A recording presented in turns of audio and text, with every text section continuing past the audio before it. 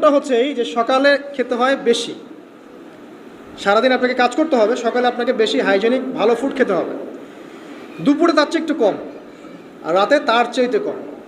এভাবে খেতে পারলে প্রফিটিক খাওয়া হবে ইনশাল্লাহ। আর খাবার আমাদের সুন্নাহ মতো খাওয়ার দরকার নেই, নবী সাল্লাল্লাহু আলাইহি ওয়াসাল্লামের সুন্নাহ মতো খায়। আমাদের সুন্নাহটা কেমন? আমরা 7 পেট খাই। কয় পেট?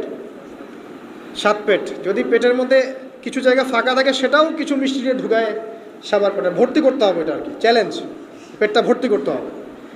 আর নবী সাল্লাল্লাহু আলাইহি ওয়াসাল্লাম খেতেন এভাবে যে পেটটাকে 3 ভাগ করতেন, 1 ভাগ খাবার খেতেন, 1 ভাগ তিনি পানীয় পান করতেন, আর 1 ভাগটা ফাঁকা রাখতেন। আপনি এভাবে খাওয়া শুরু করেন, দেখবেন আপনি ফিজিক্যালি ফিট ফিল করছেন এবং আপনি ক্লান্ত হচ্ছেন কম, অলসতা কম আসছে কাজে, আপনি এনথুজিয়াজম পাবেন ইনশাআল্লাহ তাআলা। তো খাবারের ব্যাপারটা সতর্ক থাকে। আর এই যুগে খাবারের মধ্যে প্রচুর ভেজাল আছে।